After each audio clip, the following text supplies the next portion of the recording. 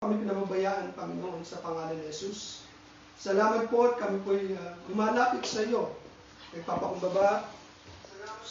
Linisin mo po ang aming puso at isipan, Panginoon. At tunay nga, apart from you, we can do nothing. Sa oras na ito, we declare and we receive it by faith that we are already forgiven by you, O Lord Jesus. Maraming salamat po, Holy Spirit. Patuloy kang samahan mo kami, Panginoon. Ng iyong Banal Santo Espiritu, tuturuan mo kami at bibigyan mo kami ng kaunawaan sa iyong mga salita na aming maririnig sa oras na ito. Salamat po. We give you praise. We give you honor. In Jesus' mighty name we pray. Amen and amen. Okay, magpatuloy po natin ang mensahe ng Lord sa ating kalagitnaan. Amen. Sabi dito, when you overwhelm, stand strong. Nung binasa po namin ang overwhelm, it meant to say, or sinasabi dito, tayo po drawn or devastated. Ibig sabihin, meron tayong sinabi ko kanina, na tayo ay nakakaranas sa ating buhay, na tayo po pagod na, dahil tayo po parang ang bigat-bigat ng ating pinapasan. Hallelujah, amen. Kaya nga po, binibigyan po tayo ng Lord dito ng kanyang salita na put your trust in the Lord, your God, and you will your ground. Believe what His prophets tell you, and you will succeed. Manatili po tayo sa salita ng Diyos, sa pangako ng Diyos. Kaya nga po kung tayo po ay magpo-focus sa ating mga problema, instead of trusting God, we are going to end up exhausted and defeated because God did not design you to fight your battle. Amen. Hallelujah. Kaya nga po, we don't have the power we need to face every problem in our own strength. Hindi natin po kakayanin ito sa ating sariling kakayanan. Kailangan tayo po ay manampalataya to trust in the Lord. Amen. We need God's power. We need the God's power. Kaya nga po, pag tayo po, when we cannot focus on our problem and focus on God at the same time, we got to shift our focus to who God is and what He promised to do for you. Amen. Focus lang po tayo sa Diyos, sa ating mapangyarihan at napakabuti at mapagmahal ng Diyos. Amen. Kaya nga sabi ng Lord, trust in the Lord always. Trust in the Lord. Amen. Hindi natin kakayanin ang lahat ng mga pinapasan natin, ang lahat ng meron tayong mga sitwasyon na meron tayong problema sa pamilya, sa ating mga co-workers sa trabaho, sa ating mga friends. Amen. Ano man ito, ano man mga meron tayo ngayon, mga kapatid, sabi dito, trust in the Lord always. Amen. Kaya nga po, ang buhay po ay the life is a full of experiences that test us.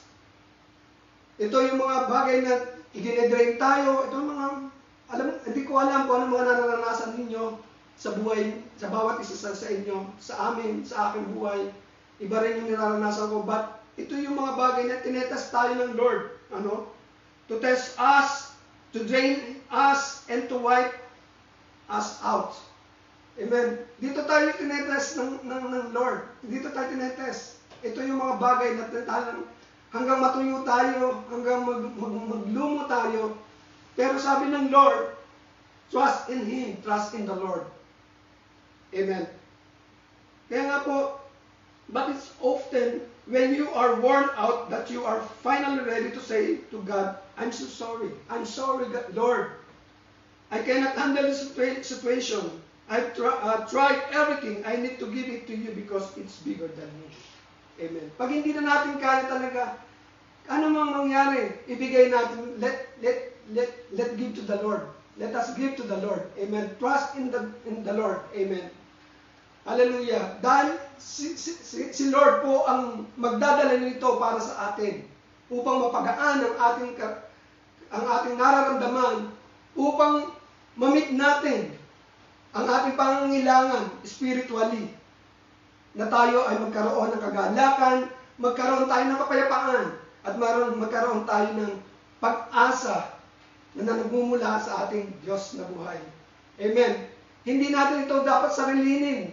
Dapat natandaan natin na kasama natin ang Diyos. Amen. Kaya nga po kung gagawin po natin ito, we are standing strong. Mananatili tayong malakas with an attitude of quiet confidence in the character of God. Amen. Our God is a powerful God. Our God is a provider. Amen. God is our Emmanuel. Is always with us. Amen. Kasama natin siya. Hallelujah. Napakabuti ng ating Panginoon. Kaya kung gagawin po natin to, we are stand strong. Amen. Hallelujah. When the life's burden are overwhelming, we may be tempted to cave under the pressure. But God doesn't want you to back down from difficult situation. Ayaw ng Diyos na tayo ay magbaback out. Ayaw ng Diyos na tayo ay tatalikod. Ano po? Tatalima. He doesn't want to sacrifice your integrity. God wants you to trust Him through the challenges and learn from them.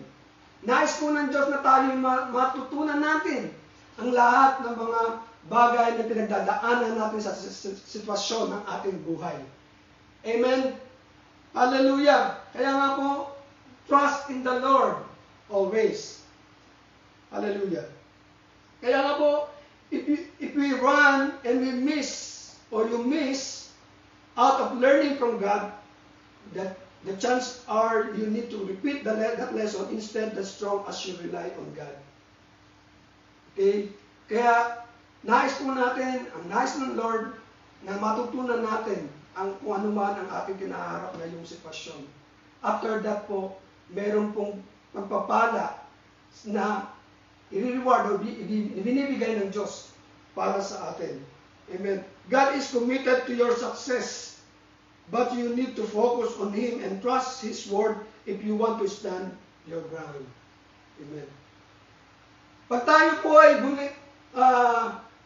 nag-stop o bumigay, umayaw na, hindi natin marireceive ang success sa buhay natin. Amen. Even the businessman, the businesswoman, hindi sila nag-give up dahil meron po silang vision. Meron silang gustong tahakin the same thing sa ating Diyos na buhay.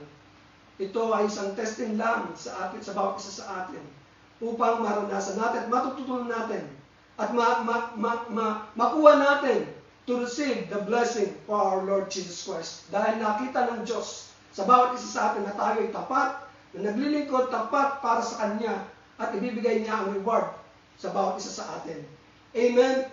Hallelujah. Sabi ng Proverbs chapter 3 verse 5 to 7, trust in the Lord with all your heart and do not lean on your own understanding. In all your ways acknowledge Him and He will make straight your path. But not wise your own eyes, fear the Lord and turn away from evil. Amen. Hallelujah. Ito ang sinasabi ng Proverbs chapter 3 verse 5 to 7. Trust in the Lord with all your heart. With all your heart. So din buong buhay natin na tayo ay mananampalataya at magtitiwala sa ating Diyos na buhay. Hindi tayo do not lean to our own understanding. Hindi tayo magtitiwala sa ating lakas. Hindi tayo magtitiwala sa ating sarili na kaya natin ang lahat. No. Kailangan natin, we need Jesus. We need God in our life. Amen. Hallelujah. Another thing. Let it go. Let it go, let it go, sabi ng Diyos sa atin. Let it go. Kung ano man yung nasa puso natin, na ito ay papabigat, your heaviness, and, amen, ano man ang nasa isip natin, alisin natin ito. Hindi tayo, we do not meet the deepest needs ng ating buhay kung tayo po, hindi natin ito pakakawalan. Amen. Ito man ang mga negative things, negative words na pumapasok sa ating puso at isipan, kung hindi natin ito let it go, hindi natin mamimits ang mga needs ng ating pangangailangan sa ating sarili, sa ating buhay. Amen? Sabi sa Peter chapter 2 verse 23, he did not retaliate when he was insulted, nor threaten revenge when suffered. He left his case in the hands of God, who always judges fairly. Amen. Ito yung mga bagay na, halimbawa na tayo po ay nasaktan, meron nagsabi sa atin mga negative, hindi natin maiwasan ito. Maging sa ating trabaho, maging sa ating pamilya, maging sa ating kaibigan, meron mga nagsasabi sa atin ng mga sasamang mga salita na nagbibigay ito na nakakasakit sa atin. But sabi ng mensahe nito, let it go to meet the deepest needs. Let it go. Kaya nga po, if we've been hurt by somebody, whether it is physical, emotional, we got decisions to make. Mananatili sa ating puso, or ito ba let it go natin.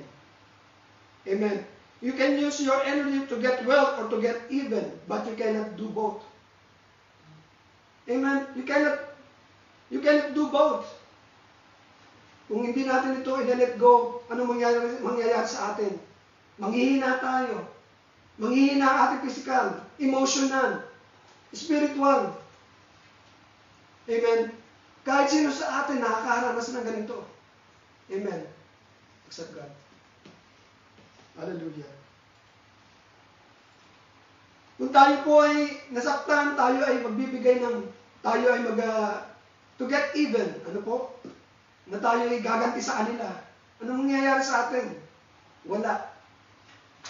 Kaya nga si Jesus, ang ating Panginoong Jesucristo, naunawaan niya. Jesus understood the pain and abuse.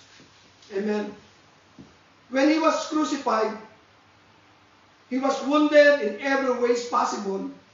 In his feet, in his hands, in his head. Yung mga kagaya nga po sa nasusulat dito sa 1 Peter chapter 2 verse 23. Ang mga Roman soldier po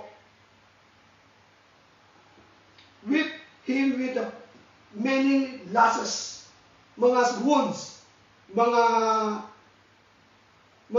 lashes sa kanyang katawan sa ating Panginoong Jesus. Ito ay naranasan niya.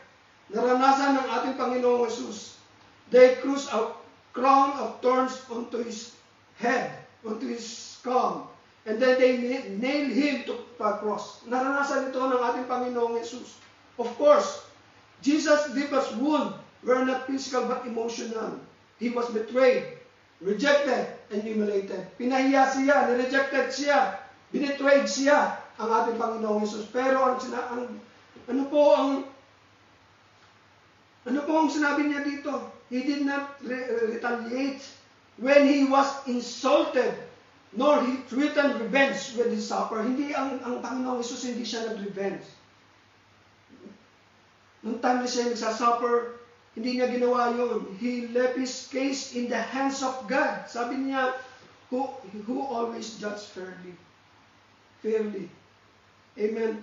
Kaya si Jesus po could have sent 1,000,000 angels. Kaya ng Panginoong Jesus isend ang milyong angels to fight for him while he was on the cross, but he didn't. Hindi ginawa ng Diyos, hindi ginawa ng Panginoong Jesus ang lahat, hindi ginawa ng Diyos na siya gumanti. Pinagkatiwala niya ang lahat nito sa ating Diyos in heaven, the Father God of heaven. He left the issue to his Father in heaven. He said, Father, forgive him. Father, forgive him. They don't know what they are doing. Hindi nila alam kung anong ginagawa nila sa ating mga kasama. Kung tayo naranasan natin ito, na tayo sinaktan, ibigay natin para sa Diyos. Hayaan mo na lang, ipagdasal natin. Amen? Hallelujah.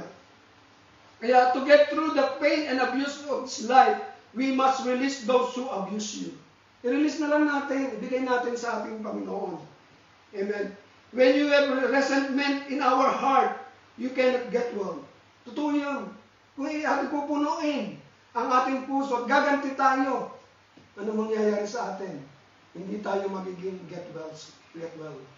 Hindi tayo, ang ating buhay magiging mabuti. Even ang ating nasa puso, nasa ating isipan, ng ating buhay, talagang napakabigyat. Hindi ka makakakilos. Saan ka naman pumunta, lagi tayong parang nagtatago, para tayong laging inaapi. Dahil there is something in our inside, in our heart, na hindi natin binibigay, let go. Amen? Hallelujah. For our own sake, we need to get go of our right to get even. Getting even won't make you feel better.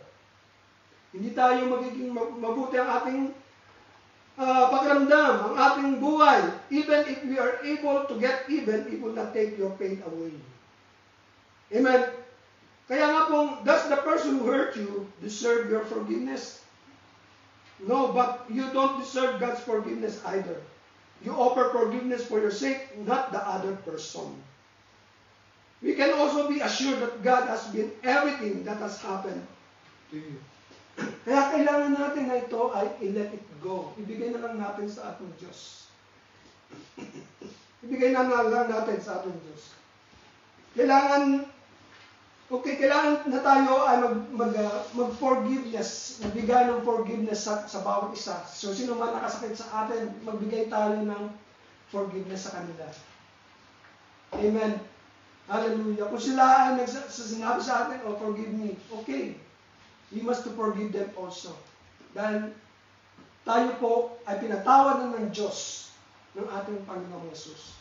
Dahil sa kanyang naranasan, sa kanyang buhay, hindi siya nag-revenge. Bagkus nagbigay pa siya ng pag-asa sa atin, tayo po ay pinatawad ng ating Panginoong Yesus. The same thing, gagawin po natin to sa ating mga kamanggagawa, sa ating kapwa, manggagawa sa ating Diyos na buhay, sa ating Panginoong Yesus. Amen. Sabi nga po sa Romans chapter 12, verse 19, never take revenge, my friend, but instead let God's anger to do it.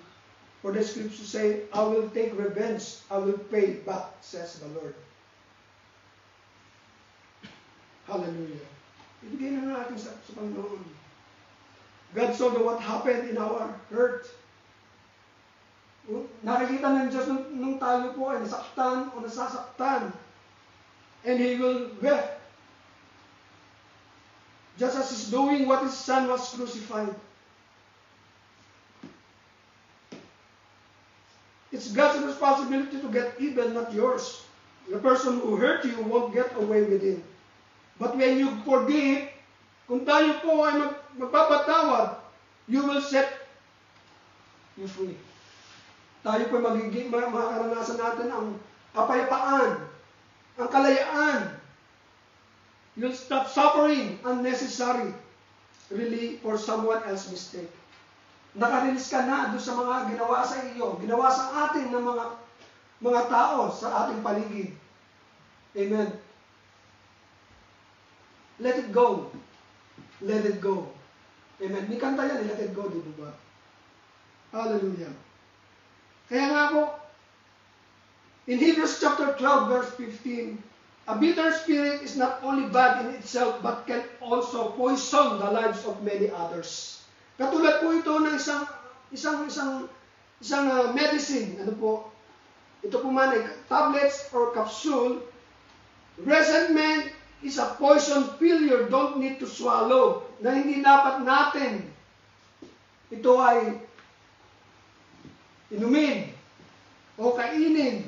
Ipasok sa ating bibig. Amen. Kaya sinabi ko, resentment is like a poison pill. You don't need to swallow.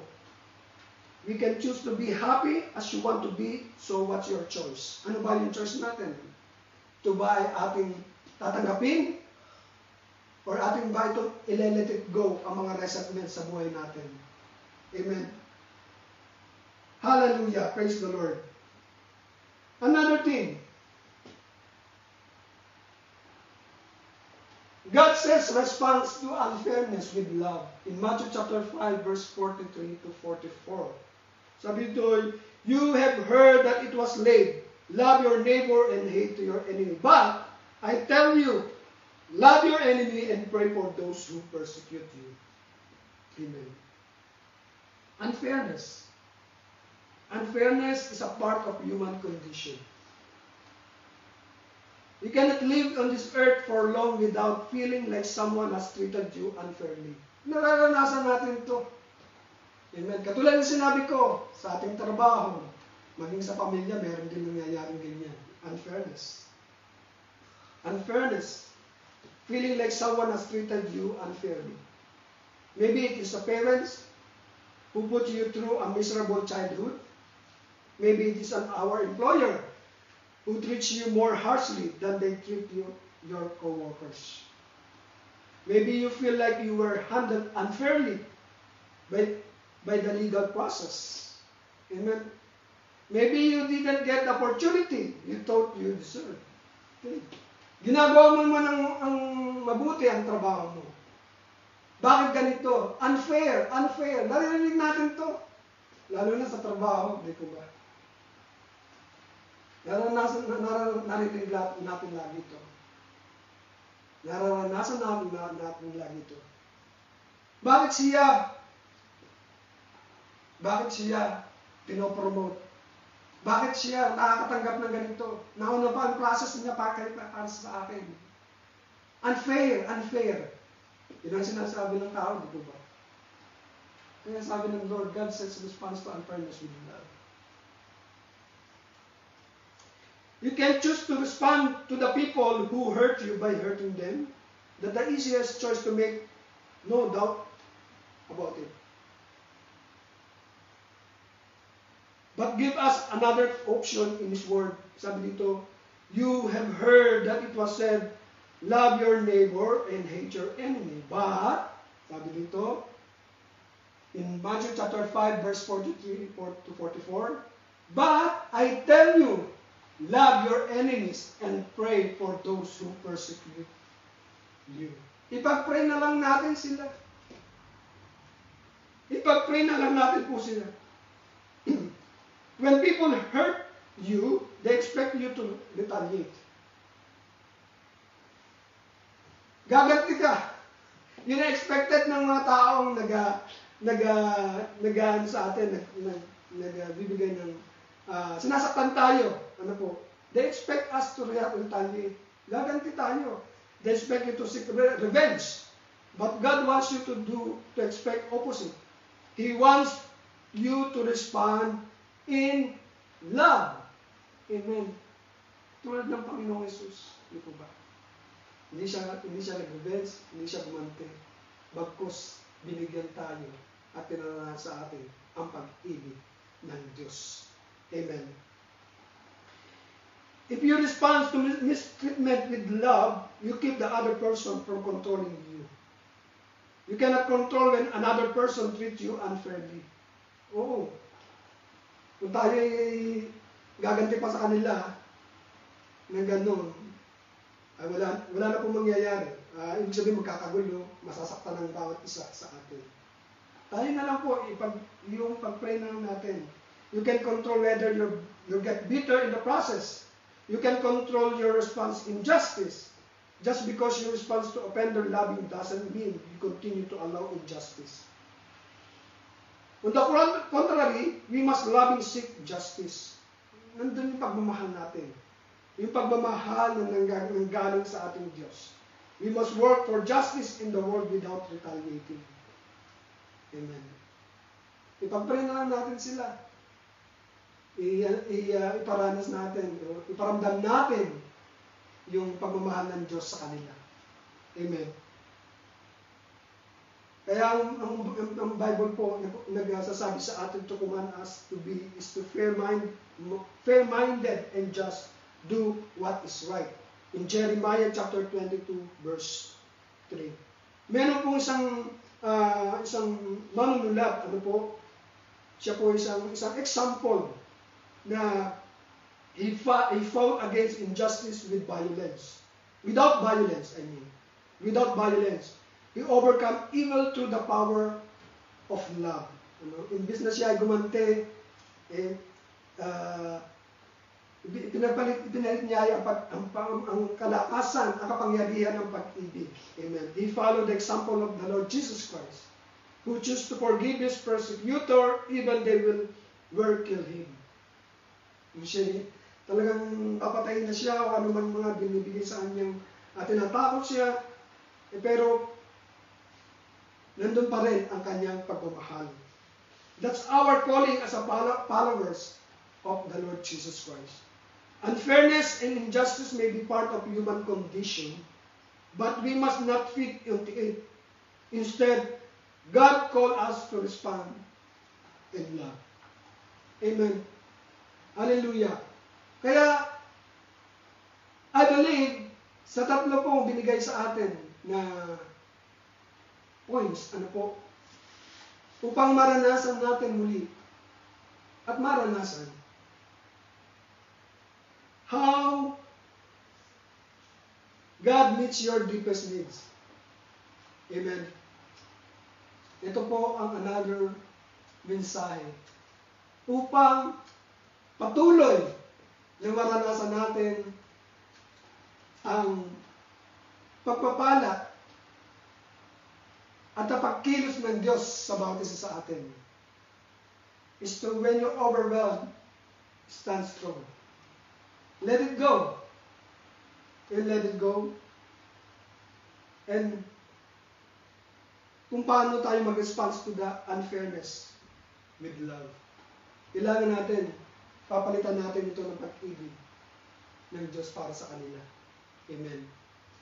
Sabi na, Pastor, parang napakahirap yan. Pero pag ang Diyos ang sinunod natin, nandun, meron kagalakan, meron kapayapaan sa ating buhay, sa ating puso, sa ating isipan. Amen.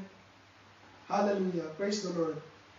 Ito po ang mensahe na binigay sa atin ng Diyos. Praise the Lord. Tayo po ay manalangin. Hallelujah.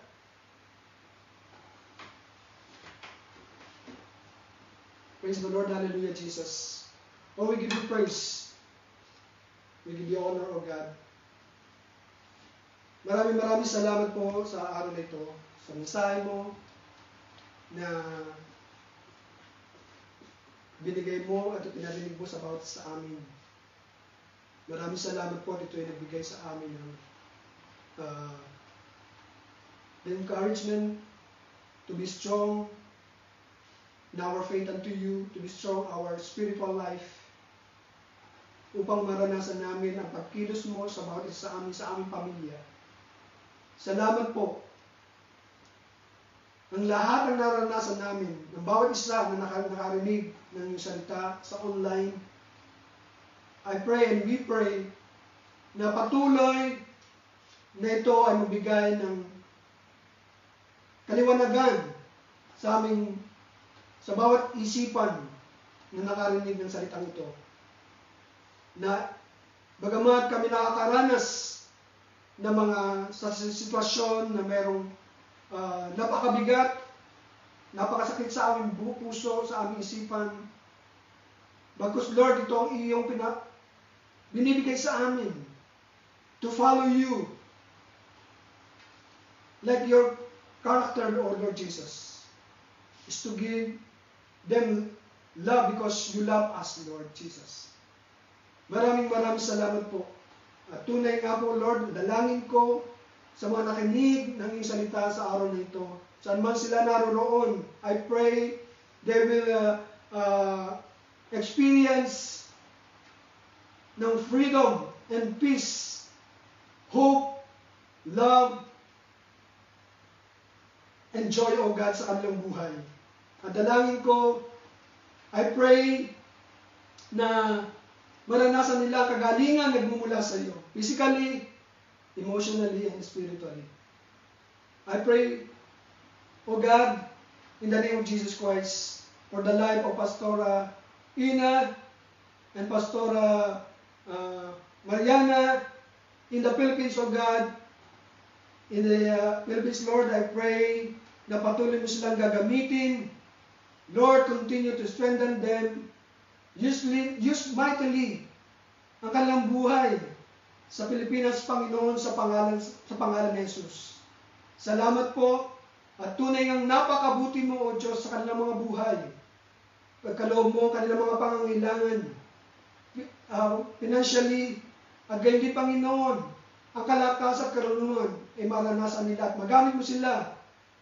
Magamit mo sila, Panginoon, mightily. Sa iyong pinagkatiwalang ministry dito sa Fundamental Truth of Jesus Christ Worldwide Ministry. And also we pray for the incoming pastor in Russia, O God, Pastor Daniel Foronda Jr. I pray, Lord, surround them, Lord, with your fire. Continue, Lord, to give him, O God, the encouragement, O Lord, na patuloy siyang gamitin mo sa pagbibigay o pagsishare ng iyong salita sa kanyang buhay. Ingatan mo ang kanyang buhay, Panginoon, sa pangalan ni Jesus.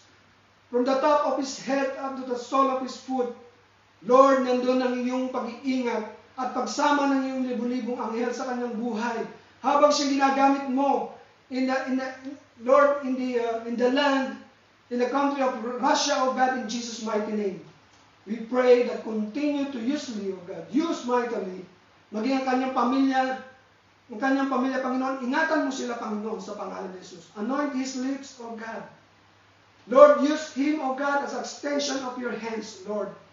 Habang siya nagsasalita, habang tinataas niya ang kanyang kamay, Panginoon, para sa iyo, nirelease mo ang kapangyarihan sa kanya, Panginoon, ni Pastor Daniel, Panginoon, sa pangalan ni Jesus. Lord, maraming salamat sa kanyang buhay. Maraming salamat at ginagamit mo siya mightily. Ngayon pa lang, nandun ang pagsama mo. Nandun ang pagsama ng iyong kapangyarihan sa buhay niya, sa pangalan ni Jesus. And I pray, O God, continue to bless this ministry, Fundamental Truth of Jesus Christ Worldwide Ministry. Use this ministry, O God, to expansion of your kingdom all over the world, in every nation, Lord, in Jesus' mighty name. Kami nananampalataya na ikaw ay kikilos at gagawa ka ng himala at kapangyarihan mo ang dadaloy sa ministry ito, Panginoon, sa pangalan ni Jesus. Apart from you, we can do nothing. Lord, ngayon pa lang, we receive, Lord, the victory upon victory ng bawat isa sa amin. Ito man ay emotionally, physically, spiritually. Lord, bless each and every one of us, O God. Release your anointing, Lord, sa bawat isa sa amin. Release your healing sa mga may sakit karamdaman sa oras na ito. Ngayon pa lang, they are experienced, Lord, the complete healing physically sa pangalan ni Jesus. Ang aming mahal sa buhay, sa pamilya, Lord, we declare, O God, the salvation upon their life, Lord. Hallelujah. May gagamitin kang instrumento para sa kanila upang sila'y makaranas. Tanggapin ka, O Diyos, na sariling tagapagligtas ng buhay ng bawat isa sa amin, Panginoon, sa pangalan ni Jesus. Maraming salamat po at tunay nga pong napakabuti mo. All the glory belongs to you. In Jesus' mighty name we pray. Amen and amen. God bless you po sa bawat isa sa atin, sa mga nakarinig ng salitang ito ng Diyos. At pagpalain po ang bawat isa sa atin. God bless you. See you next time.